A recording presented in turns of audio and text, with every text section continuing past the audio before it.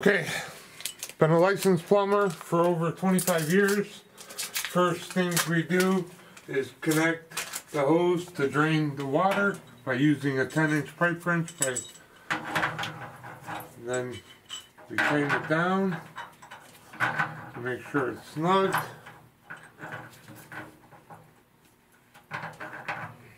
Nice grip on the pipe wrench. There you go. And that's all tightened down by using the pipe wrench. Yeah. So then we're gonna attach the hose to the area that we're gonna be draining the water heater. Yep. Using a 10-inch pipe wrench for safety reasons, we turn off the gas by going half turn. And then continue it by making sure it's completely off, which it is. We're using two 10-inch pipe wrenches to release the gas line to make sure it's off completely. I'm going to adjust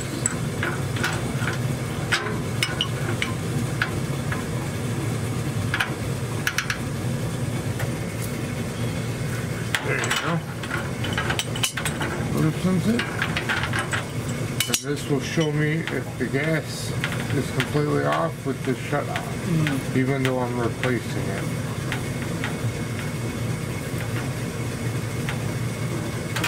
It is off. There is no pressure coming through. So that's an indication of a good.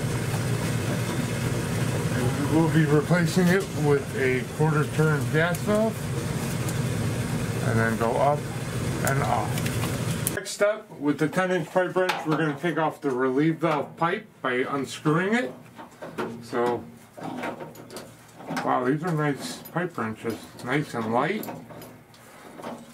They grab on, the threads on them are nice. So you unscrew this, and there should be no water coming out because we're draining. Now we're releasing the air into the tank to drain a little bit faster. We'll be using the bigger pipe wrench to unloosen the dielectric unions. So what we're going to do is adjust the pipe wrench to accordingly, and then we're going to loosen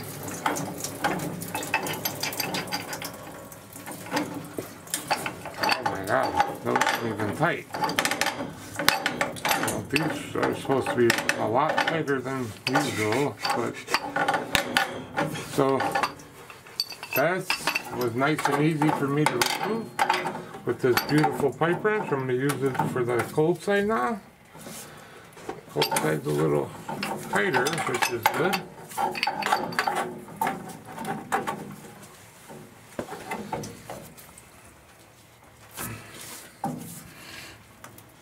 Okay, this one might be frozen. I'll get behind.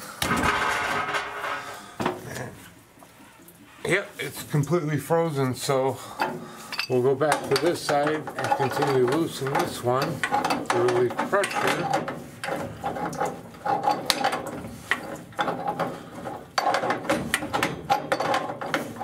Okay, and that concludes loosening the pipe wrench. Per code states, with pro press you must mark it with a marker with the fitting, so when you're pro pressing, if there's a gap, that means the fitting fell. So you always want to mark it, and you always want it dead centered. So this will go up, this will go down. That's where it should be. So that is completely secured, there is no gaps. So just to show you that the valve is working, watch this. Turning it on for the first time, and water's releasing out of the pressure. So I will pipe the new water heater from this way and into the tank. Okay, I Teflon and pipe dope the threads of the hot and cold dielectric unions. I will be using a 18-inch aluminum pipe wrench to tighten it down all the way to spec. Make sure they don't cross thread and make sure they're tight and secure. Alright, here's a 14-inch aluminum pipe wrench, so I make it adjustable to my liking and tighten it. And this pipe wrench is perfect for this situation because it doesn't slip and you can adjust accordingly.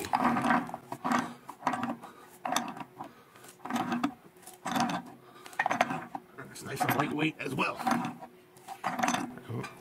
When it's tight, you'll know because it won't go any further. Like right there. And that's tight. Now we do it on this side. Let me adjust this a little bit. Nice and tight. Very nice pipe wrench. Well made. So it's not slipping at all. So that's how you know it's working. One more turn and we should be good. There you go. Always want to make sure the washer's in place. So what you do is push down the washers until they're seated, and then you flip it over, and just for right now we're just going to hand tighten it to keep them in place until we pipe everything in. Same thing with the cold side. Washers in place, tighten it down by hand so the washers don't get misplaced or damaged. So that's how it should look. So I'm going to continue draining down the water heater by moving it closer with a shorter valve and a shorter hose. So I'm going to see if we could get it to drain a little bit faster.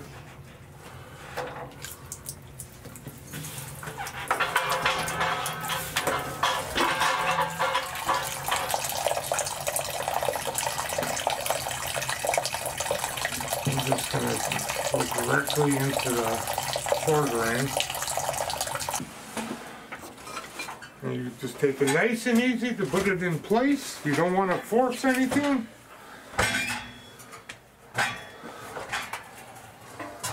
So make sure everything lines up properly.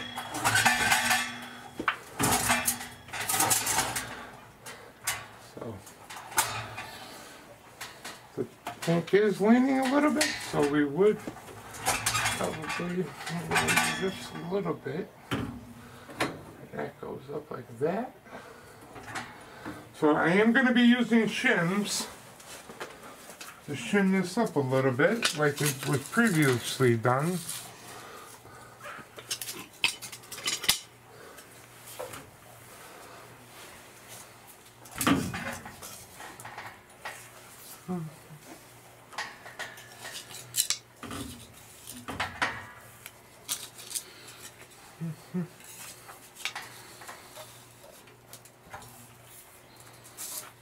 That shim looks good. See how sturdy it is now? Now there's no indication of anything falling.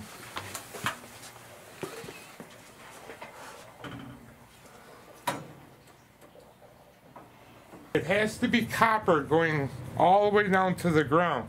So per code state, it has to be a brass fitting, a male adapter with a washer involved. So it goes in, fits snug, and then you pro press it.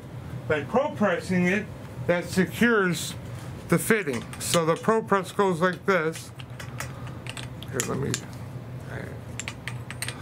So it goes on to the 90. You push this down,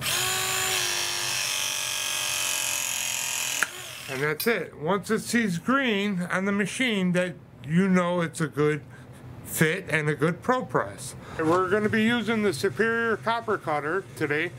I tighten it down, so I'm going to be turning it, and it's going to be cutting the Type L copper for the water heater install. And I really like the Superior Copper Cutter 2000 for the bigger pipe because it grabs the copper even better and secures the copper in the process of cutting it. And it's cut. And that's how it's cut with the Superior cutter, which I love this tool. Okay, what we're going to be doing is finalizing the gas piping. I piped everything in with a new shutoff, all the way down with new gas black pipe 1/2 inch. So will be the last two fittings. Always make sure you put pipe seal on gas piping. You always go to the threads and then you work your way up to the bottom of the thread, all the way to the up of the threads. So everything is secured when you're connecting. So when you're connecting the gas pipe, you want to start it with your hands to get a nice even thread, and then you grab the superior 10-inch pipe wrench and you adjust it to your liking, and you just turn until it's secure. And when it's secure, the pipe wrench will tell me to stop. And then you always want to hold back to give it one little extra turn to make sure it's tight. So the superior pipe wrench showed me to stop, so I stopped. That's completely tight and secure. It's the same thing. You start at the top and you work yourself down. Just to put a dab around the rim, so when the cap goes on, it'll be sealed. And then you start it by hand to make sure it doesn't cross thread. Like so. Like that. And once it's tight, you grab your superior pipe wrench and you tighten it until it tells you to stop. The caps and fittings are a little bit different because you don't have to go as tight as nipples, the gas nipples. So you hold back and that's it. Okay, what we're doing now is I have a leak detector formula. It's almost like a liquid base with a chemical in it to show on every gas fitting, every nipple, every union, if there's any gas leaks. So at this time, I'm going to turn on the gas. I'm going to wait for a minute to let it get to the unit. And then I'm going to start from the gas valve all the way up to the valve. And if it bubbles, really, if there's a big bubble, that means there's a gas leak and means we need to turn it off. So what you're going to do is just go around the fitting. You don't have to be gentle, just put enough that you feel comfortable testing around every fitting.